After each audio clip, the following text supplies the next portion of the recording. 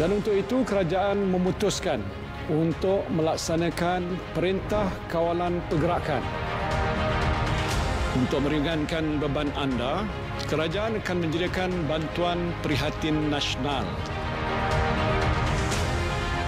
Saya nak menzahirkan rasa terima kasih dan penghargaan saya kepada anda semua sebagai rakyat Malaysia. Anda adalah manusia yang hebat. Saudara-saudari yang saya kasihi sekalian, kita masih belum menang dalam perang menentang COVID-19 ini. Tetapi saya yakin insya-Allah kita akan menang.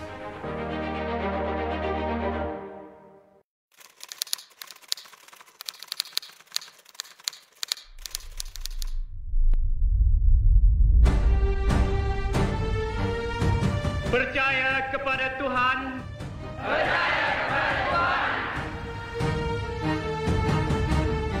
Kesetiaan kepada Raja dan Negara. Kesetiaan kepada Raja dan Negara. Keluhuran perlembagaan. Keluhuran perlembagaan. Kedaulatan undang-undang. Kedaulatan undang-undang.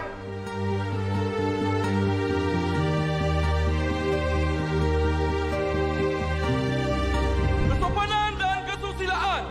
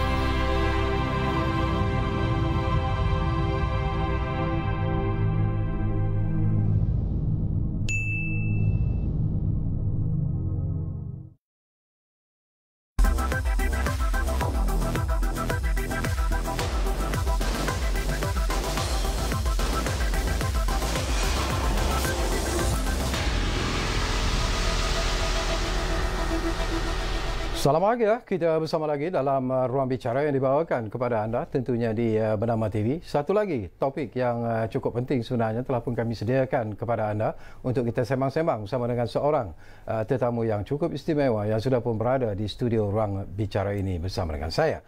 Baiklah, topik yang kita pilih hari ini di ruang bicara ialah peniaga bijak, peniaga hebat. Dan tetamu yang sudah pun bersiap sedia bersama dengan saya, kita ingin mengucapkan setinggi-tinggi terima kasih dan juga selamat datang kepada yang berbahagia Encik Hishamuddin Muhammad, iaitu pengarah Jabatan Khidmat Korporat di Lembaga Hasil Dalam Negeri Malaysia. Jadi Tuan, apa khabar? Alhamdulillah, sehat ya. Alhamdulillah sehat. Alhamdulillah. Terima kasih banyak-banyak kerana sudi bersama dengan kita. Dan seperti biasalah, ini merupakan topik yang saya kira cukup penting sebenarnya, dan sekiranya anda yang sedang mengikuti program ini secara live ini, mungkin ada persoalan-persoalan yang ingin anda kongsikan ataupun bertanya apa saja berkaitan dengan isu ini, jangan lupa dua talian kami sediakan kepada anda di 03-2697-9767 dan juga 03-2697-9768. Dan seperti biasalah, anda juga sebenarnya boleh mengikuti kami secara live di Facebook dan juga YouTube Bernama TV.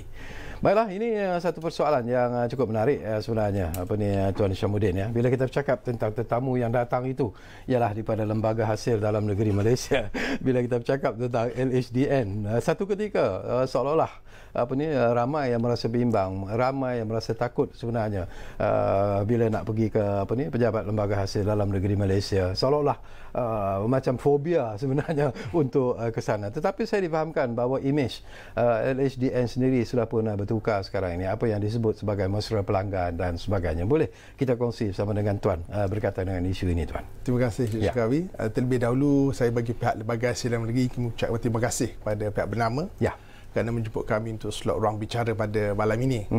Seperti mana yang disebutkan tadi, kalau dulu imej lembaga hasil dalam negeri ataupun sebelum dilembagakan ni Jabatan Hasil Negeri amat digeruni oleh Bea Cukai. Di sekarang ni memandangkan kita dah berubah daripada Jabatan Hasil Dalam Negeri dan sekarang ni dikenali sebagai Lembaga Hasil Dalam Negeri, dan approach atau pendekatan kita pun dah berbeza. Kalau dulu orang rasa seram juga nak pergi, betul. Sekarang ni dengan perkhidmatan yang kita berikan kepada mereka, dengan satu konsep yang kita panggil mesra pelanggan, kita nak educate, kita nak wujudkan kesedaran cukai kepada masyarakat. Jadi pendekatan kita sekarang ni ke arah mesra pembayar cukai. Jadi sebab itu kita kata pembayar cukai sebenarnya tak perlu takut, tak perlu gerun dengan kita. Sebab kita sekarang ni ingin membantu mereka. Kita bukan kita kata nak kejar mereka, nak susahkan mereka, tidak, tapi kita nak membantu mereka untuk memahami undang-undang percukaian supaya memudahkan mereka untuk comply ataupun mematuhi undang-undang cukai di negara ini.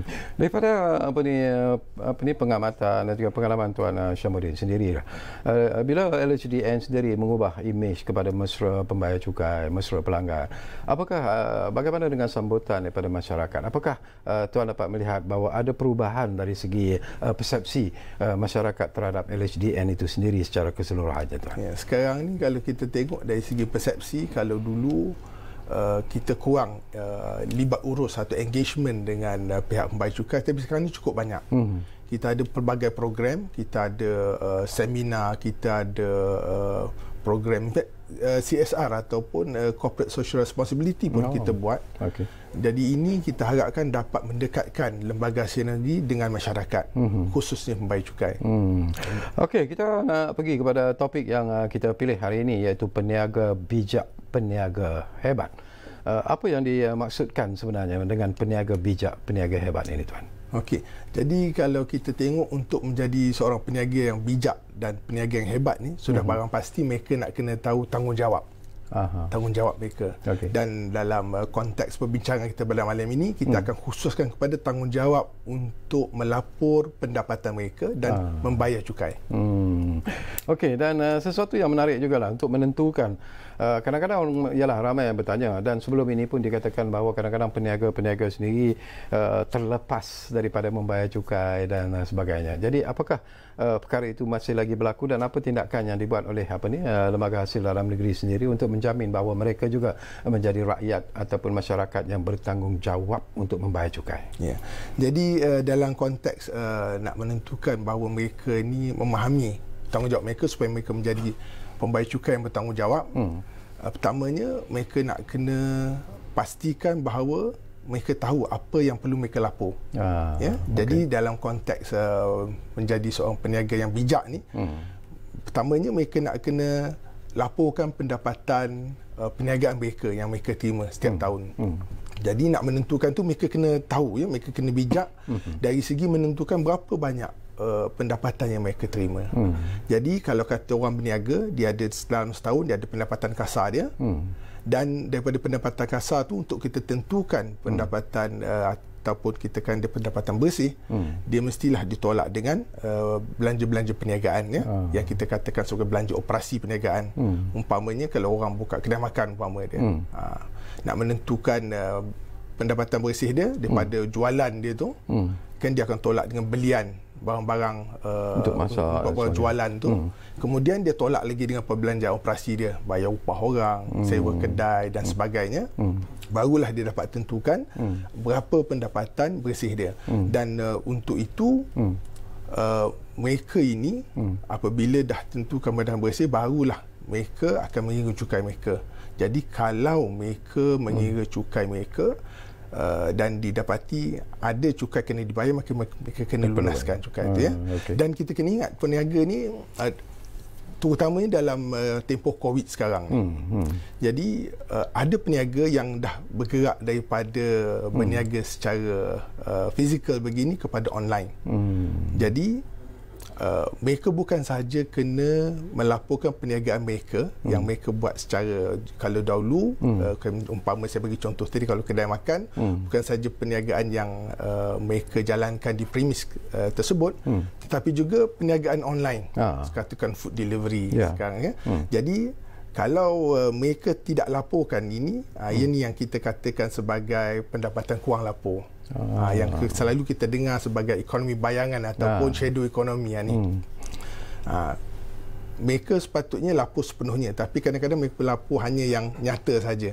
Yang dibuat secara maya ni tak dilapor. Yang tu kadang-kadang mereka tak perasan, mereka ingat yang dibuat secara maya ni mungkin tak kena cukai, mereka fikir, ya.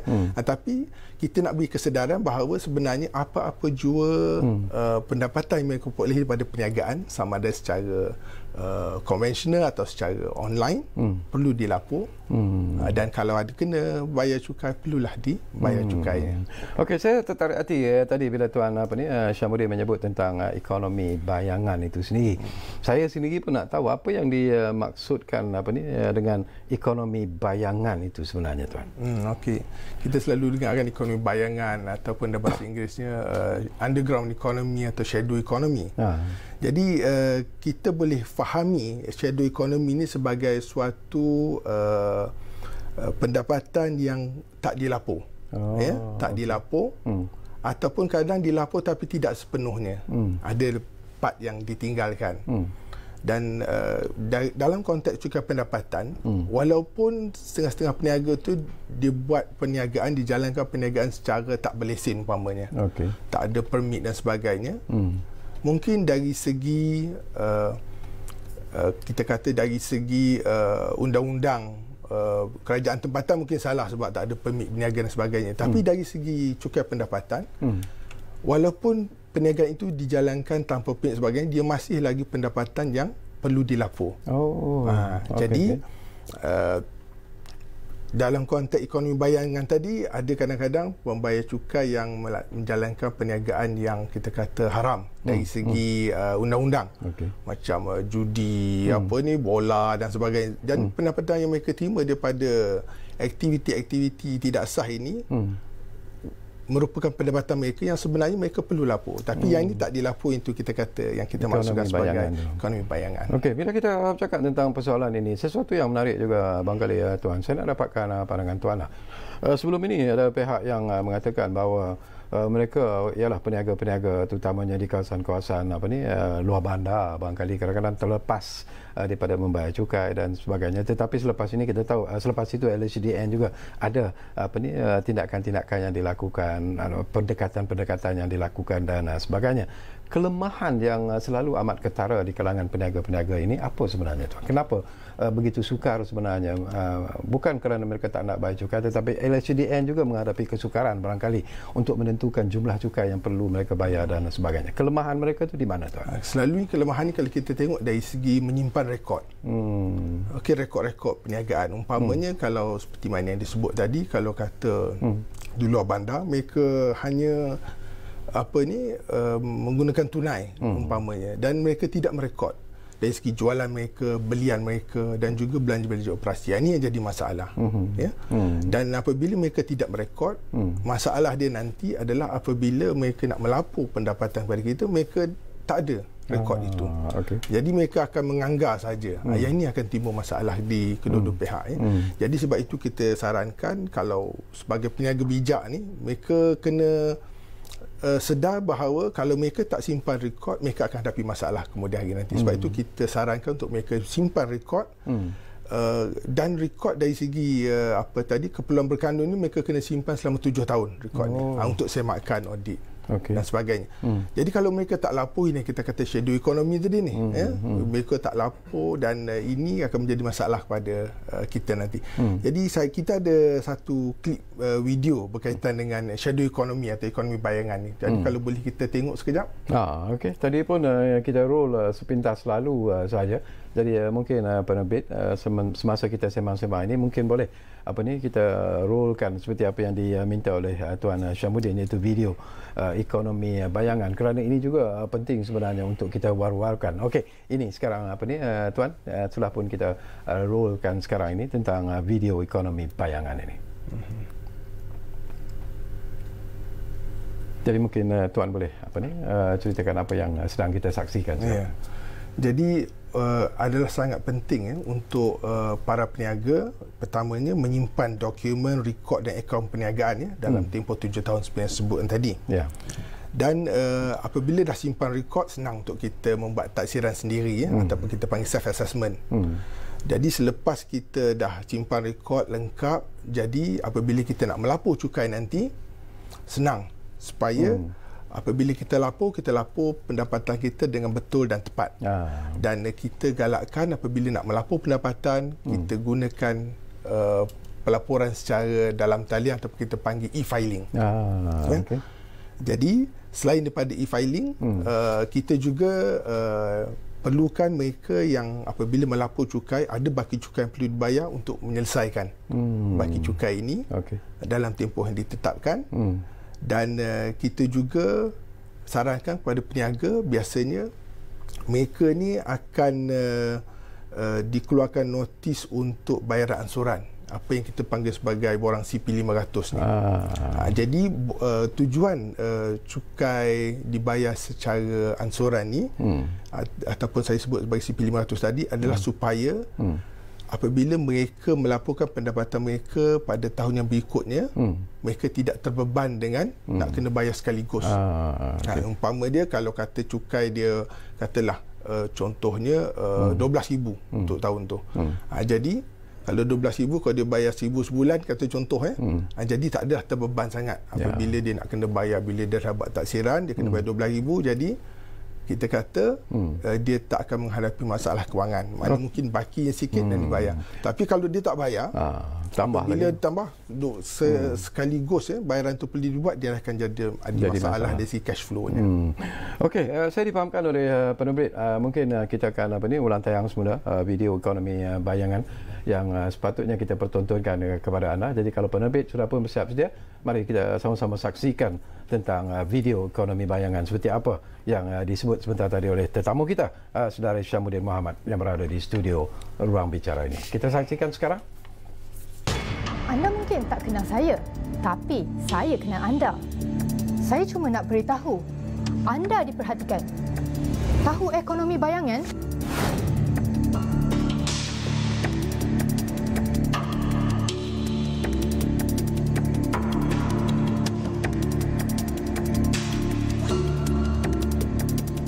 Apa-apa pendapatan yang diterima, langsung tak lapor. Ini termasuk aktiviti ekonomi yang disembunyikan bagi mengelak cukai. Ini tidak bagus, boleh menjejaskan negara.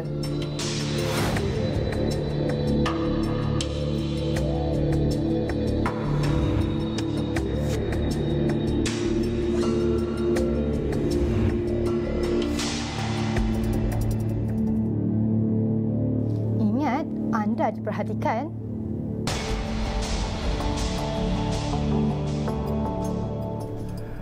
Okey, jelas apa yang kita saksikan Tuan Syamuddin tadi melalui video ekonomi bayangan itu. Sesuatu yang juga penting dan yang ingin saya kongsikan bersama dengan Tuan lah.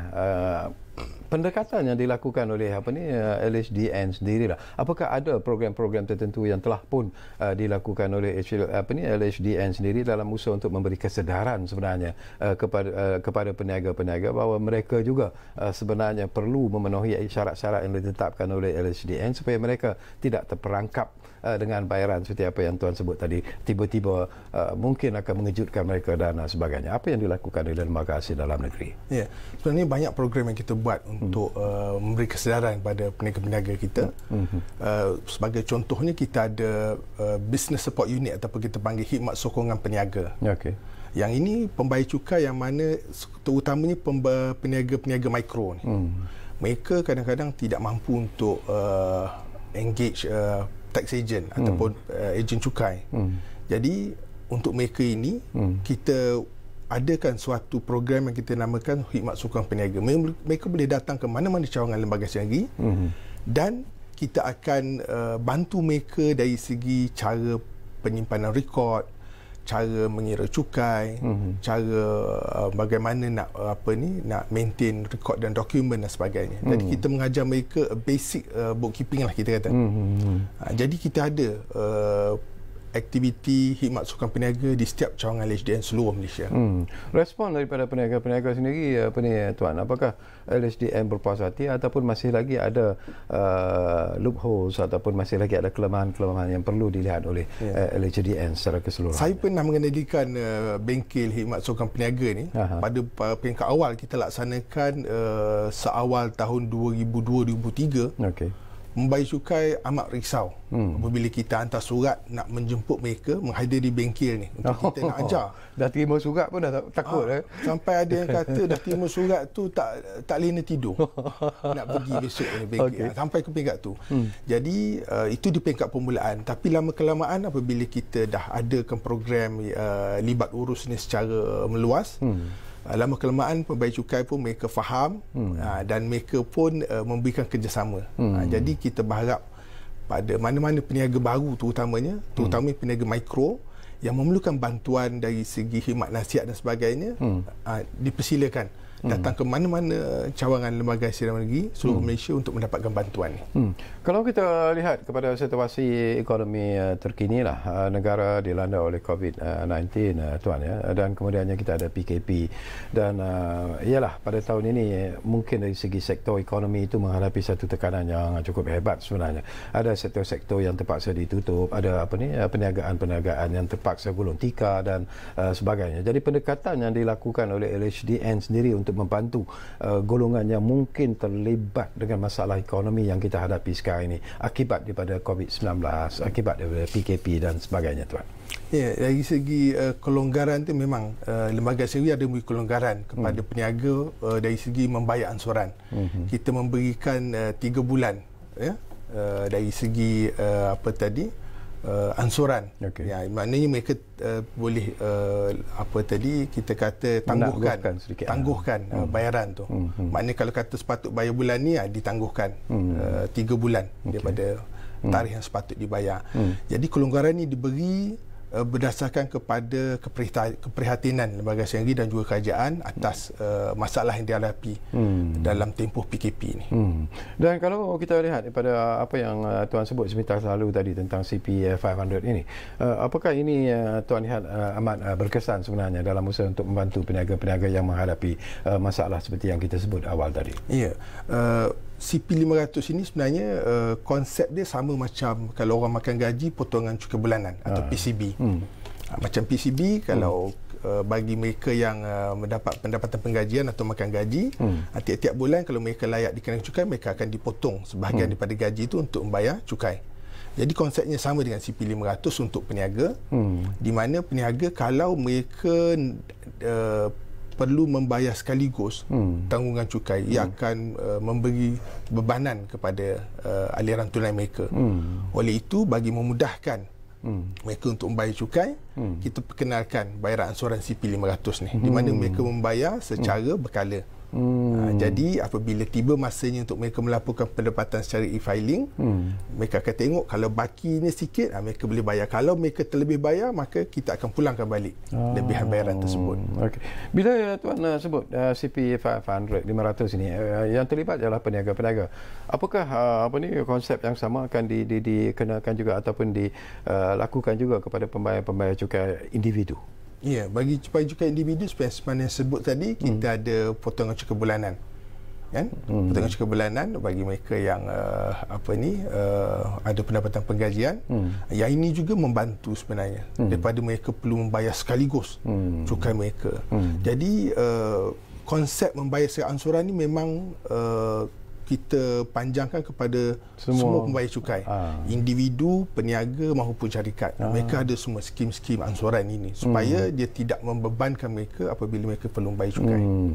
Okey, Tuan Syamudin, kita akan berehat dulu buat seketika dan banyak lagi isu yang ingin kita bangkitkan, tapi mungkin anda yang sedang bersama kami ketika ini juga ada persoalan-persoalan yang mungkin ingin anda kongsikan bila kita bercakap tentang cukai dan sebagainya. Jadi gunakanlah kesempatan ini untuk memanggil kami dan bertanya apa saja kepada Tuan Syamudin yang berada di studio Ruang Bicara ini bersama dengan saya. Jadi dua talian itu saya ulangi lagi, telah pun kami buka kepada anda di 0326979767 dan juga 0326979768. Baik, kita berehat dulu buat seketika, kembali semula selepas ini Ruang Bicara tentunya bernama TV. Kita jumpa lagi.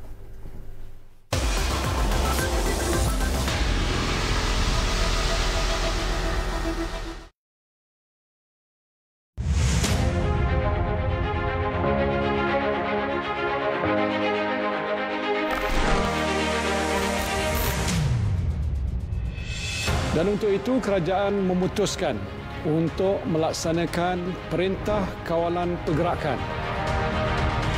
Untuk meringankan beban anda, kerajaan akan menyediakan bantuan prihatin nasional.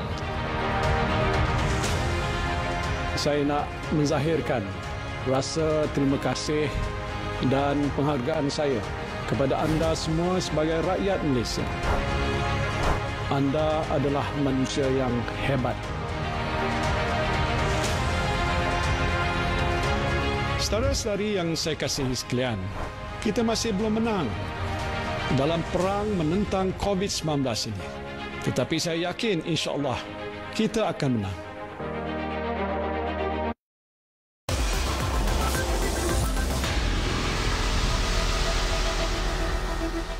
Baiklah, kita kembali semula ke Ruang Bicara ini. Masih lagi bercakap tentang topik yang cukup penting sebenarnya, iaitu peniaga bijak, peniaga hebat. Dan kita masih lagi bersama dengan tetamu yang istimewa, iaitu Tuan Syamudin Mohamad, iaitu Pengarah Jabatan Khidmat Korporat Lembaga Hasil Dalam Negeri Malaysia.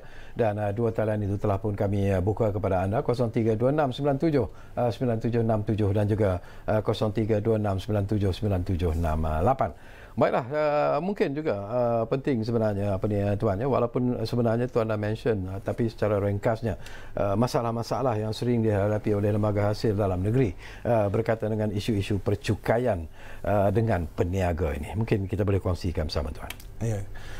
Dari segi masalah yang sering dihadapi oleh HDN berkaitan dengan peniaga ni, selalunya masalah yang paling utamalah yang kita hadapi apabila kita membuat audit ataupun siasatan, kita dapati bahawa mereka ni tidak menyimpan rekod dengan teratur. Okey. Yang saya maksudkan rekod dengan teratur maknanya dokumen transaksi perniagaan tidak disimpan dengan teratur, buku-buku, invoice dan sebagainya. Jadi apabila tidak disimpan dengan teratur, maka mereka akan menghadapi masalah bila mereka nak membuat pelaporan cukai dalam borang nyata cukai pendapatan mereka.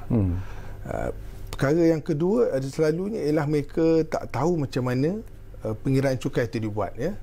Tapi sekarang dengan adanya e-filing senang, ya. Mereka hanya mengisi ruang-ruang dalam borang nyata cukai pendapatan secara e-filing tu. Pengiraan cukai akan dibuat secara auto dalam borang tersebut.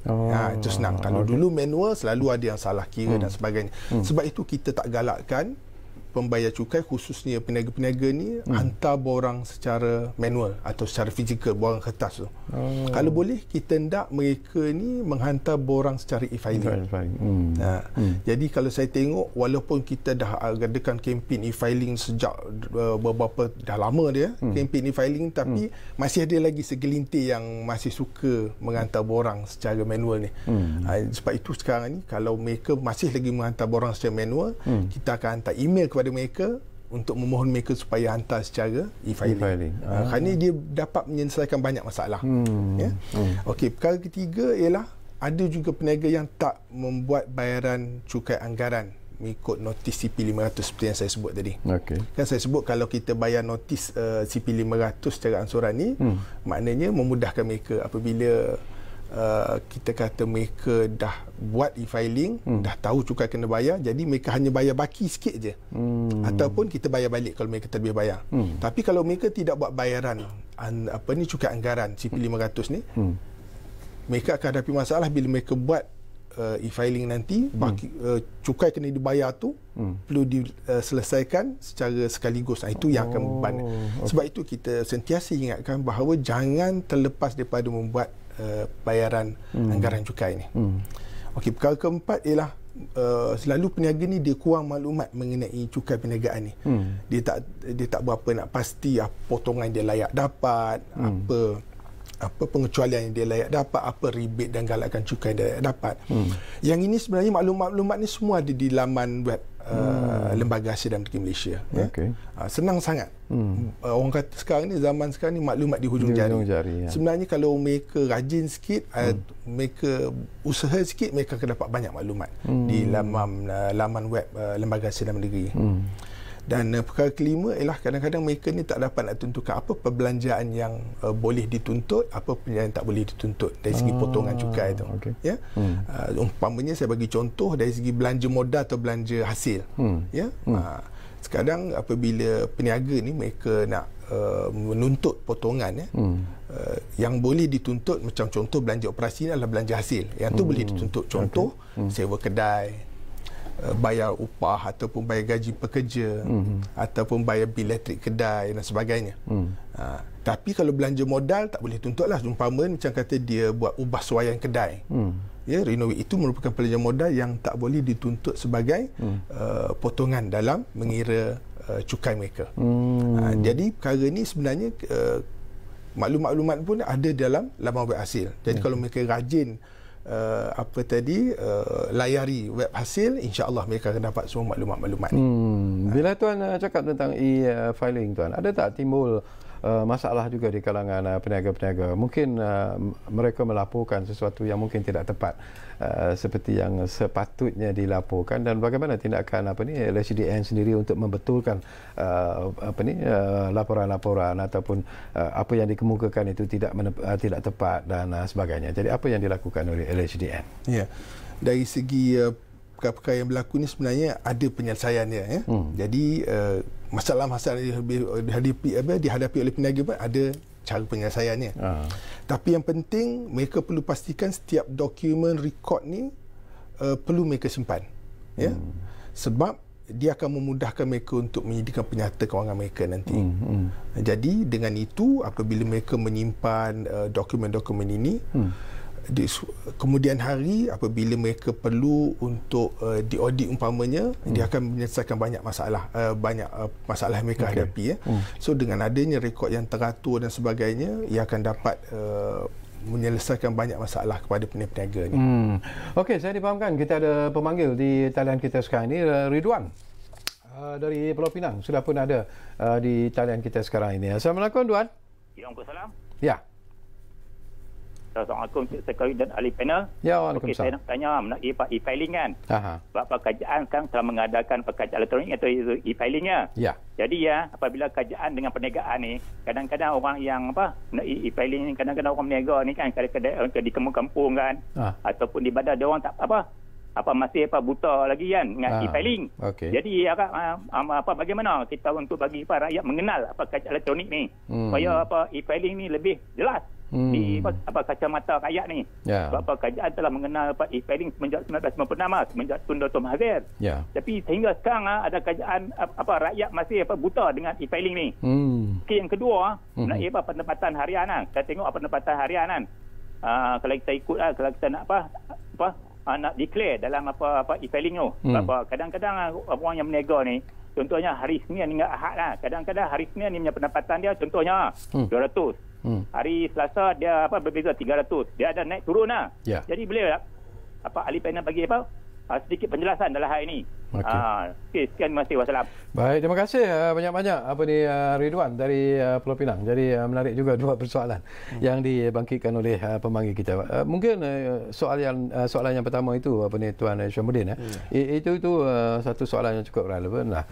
Bila kita bercakap tentang e-filing, walaupun lama dia telah pun diperkenalkan oleh LHDN, tetapi kita tidak boleh menolak hakikat bahawa masih ramai mungkin peniaga-peniaga yang tidak memahami ataupun masih lagi macam pemanggil sebut tadi buta tentang e-filing ini. Jadi apa yang dilakukan oleh LHDN? Okey, dari segi kemudahan e-filing ni, kalau saya lihat statistik daripada Jabatan Operasi Cukai Lembaga Kasihan Negeri, tahun lepas pembayar cukai yang menghantar borang secara e-filing adalah 98%. Oh, okey. 98%. Maknanya ada 2% pembayar cukai yang masih lagi menggunakan manual. Maknanya mungkin mereka tak selesa dengan kaedah-kaedah moden ni, ataupun mereka masih lagi setengah-setengah tu, dia kata dia masih percayakan borang kertas. Jadi yang ini mindset yang kita perlu, cabaran lah bagi kami untuk mengubah mindset golongan yang 2% ni. Tapi majoriti alhamdulillah semua dah menggunakan e-filing, dan respon yang saya dapat daripada pengguna e-filing kata cukup senang. Dan tiada kesilapan berlaku, sebab apabila mereka masukkan angka-angka dalam borang e-filing ini, dia akan dikira secara sistem. Jadi oleh itu mudah bagi mereka menggunakan, berbanding dengan manual, mereka perlu mengisi, kadang-kadang tersilap corak dan sebagainya. Jadi kalau daripada respon saya dapat, secara majoriti memang selesa dengan e-filing. Cuma mungkin ada segelintir yang kata buta tentang yang itu kalau mereka ada masalah, yang 2% ni saya ingat kalau ada masalah, mereka boleh sentiasa berhubung dengan mana-mana cawangan lembaga sendiri untuk memohon bantuan. Tapi kalau mereka rajinlah untuk masuk ke dalam laman web kita ataupun dalam media sosial kita, kita ada tutorial e-filing. In fact, bukan saja e-filing, kita ada m-filing. M-filing ni daripada smartphone, daripada telefon pintar masing-masing. Kita boleh filekan borang nyata cukai bermata kita melalui m-filing. Dia panggil m-filing, mobile filing. Jadi kita sediakan semua kemudahan tu. Jadi soalan yang kedua tadi tu mungkin Tuan Syamudin boleh perjelaskanlah. Ini tentang pendapatan harian katanya. Declaration yang dibuat itu kerana ialah pendapatan itu naik turun mengikut hari dan sebagainya. Jadi apakah ini pun jadi masalah tak kepada declaration yang dibuat oleh peniaga-peniaga kita? Ya, sebab itu saya terangkan tadi tentang kepentingan untuk menyimpan rekod tadi. Jadi seperti mana yang kita tahu, perniagaan ni dia ada naik turun seperti mana yang disebutkan tadi. Ada hari yang jualannya tinggi, ada hari yang jualannya rendah, ada hari yang langsung tak ada jualan. Jadi apa yang penting apabila pembayar cukai menyimpan rekod, jadi mereka dapat tentukan berapa pendapatan mereka untuk minggu tu, untuk bulan tu, dan seterusnya untuk setahun. Sebab itu saya kata sangat-sangat penting untuk kita simpan rekod. Tapi kalau peniaga-peniaga kita tidak simpan rekod, itu akan jadi masalah. Kerana bila mereka nak menganggar, sebab mereka tak simpan rekod, jadi mereka akan mengagak aja berapa. Jadi mereka akan tengok, hari tu penjualan kurang, ada hari jualan lebih. Jadi kesukaran untuk mereka mengagak. Tapi kalau mereka menyimpan rekod, jadi tidak ada isu sebenarnya di situ. Mereka akan dapat tahu berapa jualan mereka untuk bulan yang berkenaan ataupun untuk tahun yang berkenaan. Jadi sebab itu saya kata yang paling penting, paling asas adalah simpanan rekod. Okey, simpanan rekod is one thing, sesuatu yang penting seperti apa yang Tuan Syamudin sebut. Tapi saya nak dapat pandangan Tuan jugalah. Ini pun ramai juga yang bertanya saya, okey, katalah kita buka restoran, kedai makan yang mungkin agak besar dan sebagainya. Mungkin ialah pelanggan-pelanggan yang datang makan di kedai kita dan sebagainya, berkemungkinan tak peniaga ni, tauke-tauke kedai inilah yang mungkin memberikan declaration yang mengelirukan. Dia kata kalau 100 orang yang datang hari itu, mungkin dia hanya mengatakan bahawa ada 50 orang yang datang pada hari itu. Jadi bagaimana LHDN boleh mengesan bahawa mungkin ada penipuan yang dilakukan oleh peniaga-peniaga ini? Okey, biasanya kalau ada risiko di situ, biasanya kes-kes yang sebegini kita akan audit lah. Kalau kata kita dapati ada petunjuk-petunjuk yang kata pendapatan yang dilaporkan tu tidak setimpal, Biasanya apa yang LHDN akan buat, kes-kes yang begini kita akan audit, kita akan buat semakan audit ya. Jadi daripada semakan audit itu kita dapat tentu sahkan berapa pendapatan daripada apa yang diberitahu oleh pembayar cukai. Jadi daripada data-data yang ada, kita boleh gather, kita boleh buat matching dan seterusnya dapat tentukan berapa sebenarnya jualan atau belian ataupun untung daripada perniagaan yang berkenaan. Selain daripada itu, ada tak LHDN sendiri melakukan spot check ke kedai-kedai di mana perniagaan itu dilakukan dalam usaha untuk mengesan sama ada laporan yang dibuat itu ataupun declaration yang dibuat itu betul ataupun tidak? Okey, biasanya kalau dalam era teknologi yang canggih sekarang, kita dah ada data raya atau kita kata big data. Jadi maklumat-maklumat ni sebenarnya sampai kepada Lembaga Hasil Dalam Negeri Malaysia. Umpamanya kalau kata kita membeli rumah, sudah barang pasti kita membayar duty stamp. Kan? Jadi daripada situ data-data tu semua bila mereka membayar duty stamp, mereka membayar kepada Lembaga Hasil Dalam Negeri. Jadi maklumat-maklumat ni memang tersedia di dalam gudang data kita. Jadi apa yang kita buat, kita akan matchkan data-data ni. Daripada situ kita boleh determine, kita boleh tentu sahkan. Jadi banyaklah kaedah-kaedah yang kita approach, yang kita gunakan untuk matchkan apa yang dilaporkan oleh pembayar cukai dengan apa yang sebenarnya pendapatan yang dia perolehi. Macam matching itu pun sesuatu yang menarik juga, Tuan. Kita ambil contoh kedai makan lah. Macam mana LHDN boleh matchkan antara pendapatan dia dengan jumlah pelanggan yang datang dan sebagainya? Apa-apa, ini mungkin sedikit rahsia tapi mungkin secara kasarnya, apa yang LHDN lakukan dalam usaha untuk mengesan sekiranya lah, bukan kita kata mereka menipu, tak, kalau ada unsur-unsur penipuan yang mungkin ingin dilakukan? Biasanya kalau kita dengar, kalau dulu-dulu semasa kita belum ada lagi teknologi yang canggih ni, dari segi gudang data, dari segi data raya dan sebagainya. Kalau dulu-dulu umpamanya kalau pusat penyiasatan umpamanya, kalau dulu-dulu kalau mereka kalau kata restoran umpamanya, mereka boleh dah agak dah berapa jualan dengan cara melihat bagaimana perniagaan itu dijalankan. Dia ada kaedah ataupun teknik-teknik tertentu. Umpamanya kalau diberi contoh tadi kedai makan, macam mana nak tahu kan? Umpamanya kalau dengan kaedah yang mudah ni, kita kata kalau kata penjual nasi ayam katakan, kalau seekor ayam tu berapa hidangan boleh dibuat. Daripada situ kita dah tahu berapa jualan dia, berapa ayam yang digunakan hari itu, dah kita boleh agak berapa pendapatan dia pada hari yang berkenaan. Daripada seekor ayam berapa hidangan dia, satu hidangan berapa. Jadi secara kasar dia kita boleh congakkan. Okey.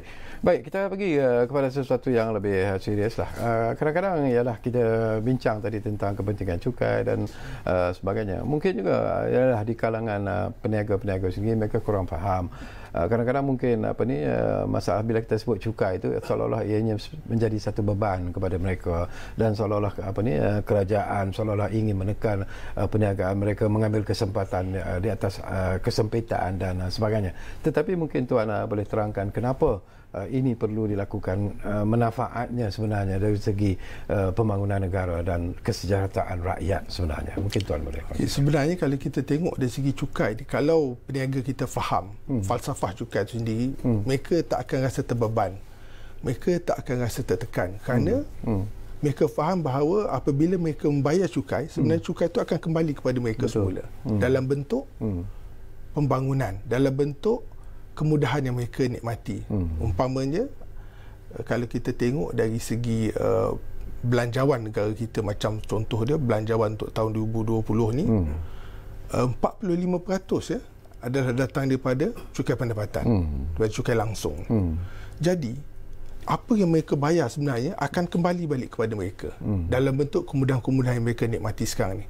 Umpamanya kemudahan infrastruktur, kemudahan untuk melaksanakan perniagaan, jalan raya yang baik, kemudahan-kemudahan asas yang baik, barulah mereka dapat melaksanakan perniagaan mereka dengan berkesan. Maknanya ada kita kata kemudahan-kemudahan untuk orang datang ke perniagaan mereka, dan berjual beli dengan mereka. Jadi kalau mereka faham ini, maka mereka sebenarnya tak perlu rasa tertekan untuk bayar cukai, sebab mereka tahu mereka bayar cukai ini sebenarnya untuk diri mereka sendiri. Itu yang penting. Okey, kita berehat buat kali terakhir Tuan Hishamuddin, dan kembali nanti. Tak banyak lagi masa yang tinggal, tapi mungkin ada lagi persoalan-persoalan yang mungkin sempat saya kongsikan bersama kita, bersama tetamu kita, iaitu Tuan Hishamuddin Mohamad yang merupakan pengarah di Jabatan Khidmat Korporat Lembaga Hasil Dalam Negeri Malaysia. Kita bercakap tentang topik yang cukup penting, peniaga bijak, peniaga hebat. Kita lihat.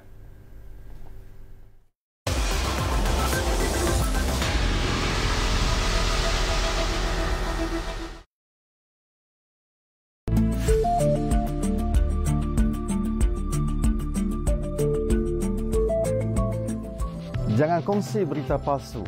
Dapatkan berita yang sahih dari sumber yang berkredibiliti.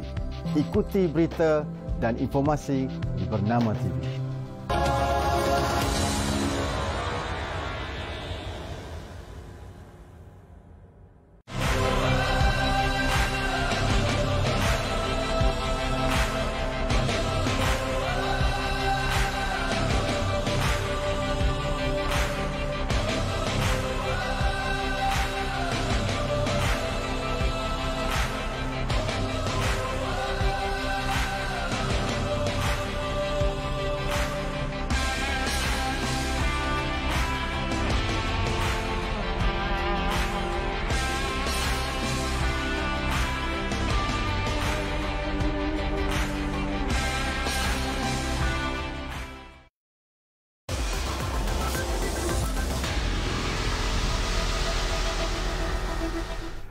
Baiklah, kita kembali semula ke ruang bicara ini. Sebenarnya kita berada di penghujung ruang bicara. Tak banyak lagi masa yang tinggal. Walaupun ada lagi beberapa persoalan yang ingin saya kongsikan bersama dengan tetamu kita, Tuan Hishamuddin Mohamad. Baik, tadi saya tertarik hati. Saya tertarik hati tadi bila Tuan sebut tentang apa yang harus, kenapa mereka rakyat perlu membayar cukai, dan apa kenikmatannya akan kita nikmati hasil daripada cukai-cukai yang dibayar dan sebagainya. Kerana walaupun mungkin kelihatan berat, tetapi akhirnya kita sebagai rakyat juga harus berterima kasih kepada apa yang dilakukan oleh kerajaan. Tetapi ada juga kebimbangan sebenarnya di kalangan rakyat, terutamanya sekarang ini bila kita sebut tentang situasi ekonomi yang ialah begitu tertekan disebabkan oleh COVID-19 dan sebagainya. Dan ada juga pandangan-pandangan ataupun persepsi di luar sana, Tuan, yang mengatakan bahawa mungkin LHDN akan mengambil langkah yang lebih drastik dalam usaha untuk mengumpul semula pendapatan melalui cukai kepada rakyat dan sebagainya. Jadi persepsi ini juga bermain di kalangan rakyat. Penjelasan daripada Tuan Hishamuddin untuk memberikan satu gambaran yang lebih positif kepada rakyat sebenarnya. Okay. Dari segi itu saya rasa kita tidak perlu risau, kerana lembaga siaran negeri dia hanya akan mencukai kita apa yang sepatutnya saja kita bayar, tidak lebih dan tidak kurang. Jadi dalam konteks keadaan ekonomi sekarang dibebani dengan pandemik COVID-19 ini, sudah barang pasti banyak perniagaan yang terjejas, dan kerajaan pun banyak memberi insentif, memberi galakan untuk peniaga-peniaga bangkit kembali. Jadi dalam konteks ini lembaga siaran negeri kita melaksanakan tugas kita secara profesional. Jadi kita peniaga-peniaga tak perlu risau. Ya, kita akan kita akan memastikan bahawa peniaga menjalankan tanggungjawab mereka. Jadi kita akan jalankan tanggungjawab kita secara profesional, dan kita akan pastikan mereka hanya bayar apa yang mereka patut bayar saja. Jadi dalam konteks kita kata dengan insentif yang diberikan, penangguhan bayaran ansuran dan sebagainya, sudah barang pasti dia akan menjejaskan kutipan cukai kita. Tapi pada masa yang sama kita juga akan pastikan industri-industri ataupun peniaga-peniaga yang tidak terjejas akibat daripada COVID-19 ini membayar cukai mereka secara yang sepatutnya. Umpamanya kalau kita tengok dalam tempoh PKP ini yang tak terjejas apa, mungkin perniagaan makan, food delivery, perniagaan online, kita tengok makin rancak. Jadi bagi industri-industri tertentu yang tak terjejas macam industri farmaceutical umpama dia, industri-industri lainnya yang kita lihat tidak terjejas, mereka ni sepatutnya melaksanakan tanggungjawab mereka, membayar cukai dengan sepatutnya supaya kutipan cukai kita akan terus kita kata stabil. Jadi bagi peniaga-peniaga yang terjejas memang kerajaan ada memberi insentif-insentifnya. Itu kepada peniaga-peniaga. Ini barangkali juga saya nak dapat pandangan Tuan Syamuddin kepada golongan yang mungkin kehilangan kerja, diberhentikan dan sebagainya, dan pada masa yang sama juga mungkin mereka terpaksa membayar cukai pendapatan seperti apa yang telah ditetapkan oleh Lembaga Hasil Dalam Negeri. Jadi apakah mereka diberi ruang dan peluang sebenarnya untuk membuat rayuan supaya pembayaran itu mungkin dapat ditangguhkan atau dilonggarkan ataupun dikurangkan? Macam mana? Apa pandangan Tuan? Bagi pekerja-pekerja yang kehilangan pekerjaan umpama dia, tak ada masalah sebab bila mereka hilang pekerjaan, mereka dah tak tertakluk kepada potongan cukai bulanan lagi. Sebab mereka dah tak ada kerja. Dan apabila masuk saja tahun yang berikutnya di mana mereka perlu melaporkan cukai dan bayar cukai, mereka hanya melaporkan setakat mana mereka bekerja saja. Jadi maknanya sepanjang mereka bekerja sebelum mereka ditamatkan perkhidmatan tu, sebenarnya cukai itu dah dibayar melalui PCB. Jadi dari segi bebanan tu sebenarnya tidak ada bebanan kepada pekerja-pekerja ini. Jadi itu sesuatu yang melegakan sebenarnya. Target yang diletakkan oleh LHDN dari segi penghutan cukai memangnya sentiasa berada pada situasi yang cukup memberangsangkan. Tetapi apakah disebabkan oleh COVID-19, disebabkan oleh PKP, mungkin target itu akan berubah Tuan, ataupun akan ditetapkan juga pada target yang diletakkan sebelum ini? Setakat dalam tempoh PKP dan juga wabak pandemik COVID-19 ni sudah barang pastilah apabila cukai diberi bayaran ansuran tu diberi kelonggaran untuk tidak dibayar, sudah barang pasti dari segi kutipan kita akan sedikit terjejas. Tapi kita percaya apabila sahaja tempoh sampai ke penghujung tahun ni berlaku, pembayaran dibuat, apabila keadaan pulih nanti, kita akan dapat mengembalikan semula prestasi kita ke landasan yang sepatutnya, insyaAllah. InsyaAllah. Baik, kembali semula. Ini pun saya nak dapat balik pandangan daripada Tuan tentang e-business yang banyak kali Tuan sebut. Ini dah menjadi trend sebenarnya, disebabkan oleh COVID-19, disebabkan oleh PKP dan sebagainya. Jadi mungkin Tuan juga ada pesanan kepada mereka yang terlibat dalam e-business ini, apa yang perlu mereka lakukan sekarang ini supaya tidak menjadi masalah kelak apabila LHDN akan mengetuk pintu mereka. Jadi itu saya rasa satu soalan yang tepat pada masa yang sebenarnya. Sebab sekarang ni kalau kita perhatikan sejak daripada 18 Mac tu hari, cara kita membuat bisnes dah berubah. Cara orang berniaga dah berubah. Kita dah ada norma baru. Dan the new normal. Kalau dulu orang pergi kedai, sekarang ni orang pesan aja makanan, orang pesan aja barangan. Ataupun sekarang orang beli perabot pun menghantar. Jadi orang dah tak pergi ke kedai dan melihat. Orang sekarang ni masuk, tengok katalog, order dan sampai. Jadi bagi peniaga-peniaga online yang kita tengok tumbuh macam cendawan sekarang ni, nasihat saya yang paling penting seperti yang saya sebut di awal perbincangan tadi adalah menyimpan rekod. Supaya mereka tak ada masalah di kemudian hari nanti bila mereka nak melaporkan pendapatan mereka.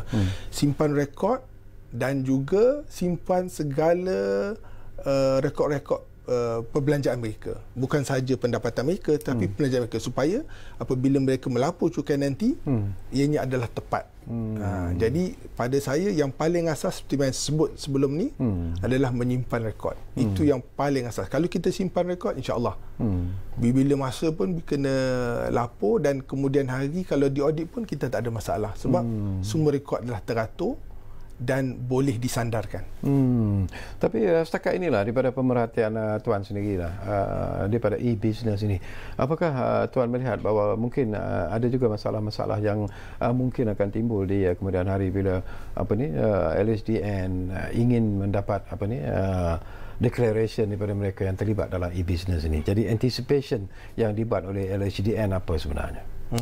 Dari segi anticipation kami sebenarnya dari segi record keeping lah. Sebab tu saya ketekankan daripada awal perbincangan tadi, record keeping kerana kalau mereka menyimpan rekod sekarang ni, kalau mereka mendengar siaran kita sekarang ni, mereka menyimpan rekod, masih belum terlambat kita kata. Mereka tahu, mereka saya pasti mereka ada data-data tu daripada pelanggan-pelanggan yang membuat pesanan, mereka dah ada kita kata rekod-rekod. Cuma apa mereka perlu gather, mereka perlu kumpulkan maklumat tersebut dan dibuat secara berkala, diupdate secara berkala supaya kemudian hari mereka tak ada masalah. Jadi sekarang ni masih belum terlambat sebenarnya. Sebab kalau kita tengok the way of doing business dah berubah. Betul. Jadi oleh itu bagi mereka yang baru berkecimpung dalam online business ni, nasihat kami adalah pastikan rekod disimpan. Itu saja. Okey, sebelum kita hampir-hampir di penghujung, tapi barangkali juga menarik sebenarnya kalau kita bercakap tentang pesanan kepada penonton Ruang Bicara ini. Apa kata kalau kita lihat dulu video PSA Damai yang telah pun ada bersama dengan kita. Jadi mungkin ada sesuatu yang menarik yang dapat kita kongsikan bersama dengan penonton-penonton melalui video ini. Cuba kita saksikan sekarang.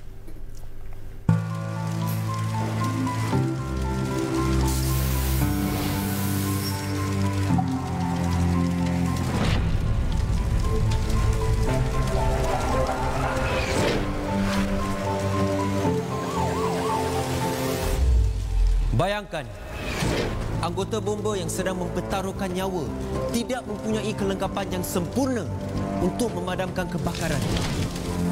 Peralatan bantuan kecemasan tidak sempurna di hospital ini. Dan bayangkan masa depan anak kecil ni. Bayangkan masyarakat kita tidak menerima pendidikan yang sempurna. Bayangkan anggota tentera yang bersiap siaga menjaga keamanan negara ini tidak berperisai dan terdedah kepada bahaya. Segala kemudahan kesihatan, pendidikan, pertahanan dan pembangunan infrastruktur yang kita nikmati saat ini adalah kerana anda telah melaksanakan tanggungjawab kepada negara. Laporan istihar pendapatan anda kepada Lembaga Hasil Dalam Negeri Malaysia menerusi e-filing. Terima kasih kerana bersama membangun negara.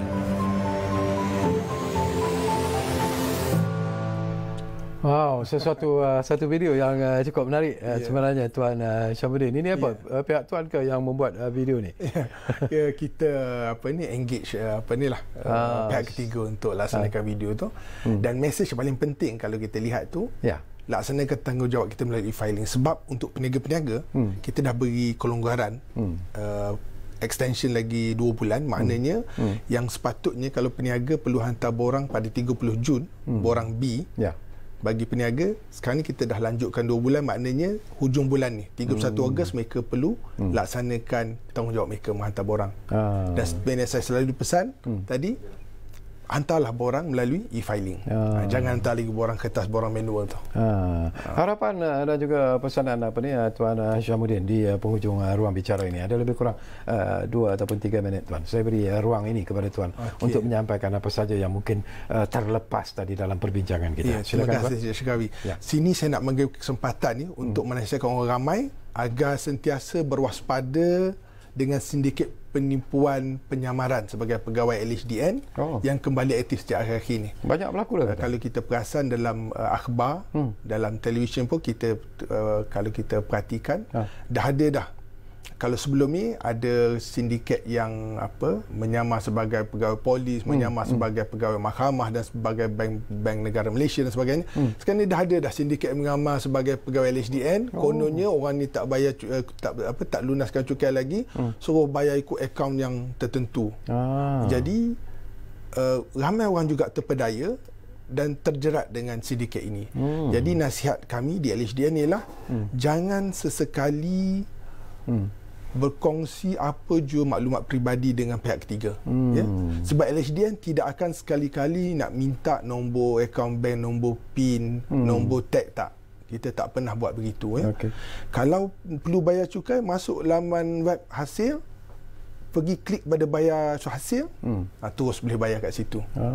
Jadi orang ramai perlu berhati-hati dan setiap panggilan, mesej, email dan surat yang konon daripada LHDN yang meragukan. Kalau meragukan, telefon kita untuk dapat pengesahan. Okey. Baik, terima kasih banyak-banyak kepada Tuan Hishamuddin Muhammad kerana sudi bersama dengan kita di ruang bicara ini, dan insya-Allah barangkali Tuan di masa-masa akan datang kita sembang-sembang lagi di ruang bicara ini. Banyak lagi isu sebenarnya yang boleh kita bangkitkan bila kita bercakap tentang LHDN ini. Ini baru kita sentuh tentang mereka yang terlibat dalam perniagaan, sebab itu kita pilih topik peniaga bijak, peniaga hebat. Kita belum lagi bercakap tentang individu, cukai individu. Itu juga merupakan banyak isu, banyak masalah yang timbul sebenarnya. Apapun, kami berterima kasih kepada anda yang menumpukan perhatian bersama kami di ruang bicara ini, dan insya-Allah seperti yang selalu kami janjikan kepada anda, ruang bicara akan terus berbicara bersama anda dari masa ke semasa. Kita jumpa lagi. Assalamualaikum. Bye.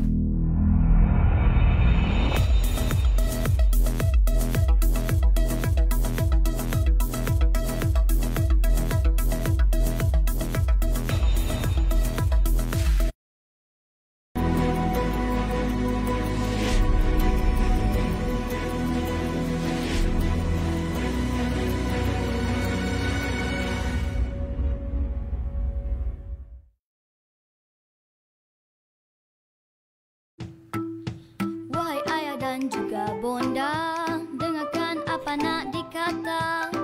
Bagaimana sihat sejahtera, makan makanan berkhasiat untuk badan sihat tinggi dan kuat. Cegahlah sebelum merana, besar cergas cerdas sentiasa. Anak Malaysia tinggi, sihat selamanya.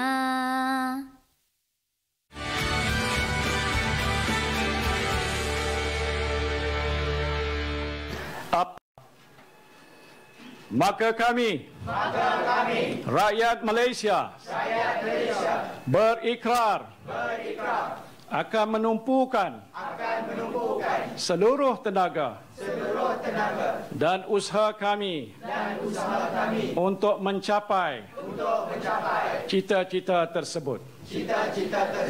Berdasarkan atas prinsip-prinsip yang berikut. Kepercayaan kepada Tuhan. Kesetiaan kepada raja dan negara. Keluhuran perlembagaan. Kedaulatan undang-undang. Kesopanan dan kesusilaan.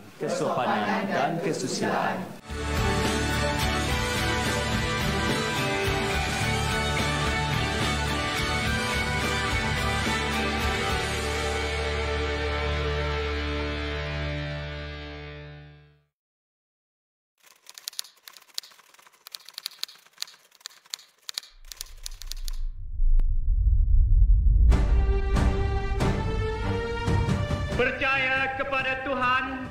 Percaya kepada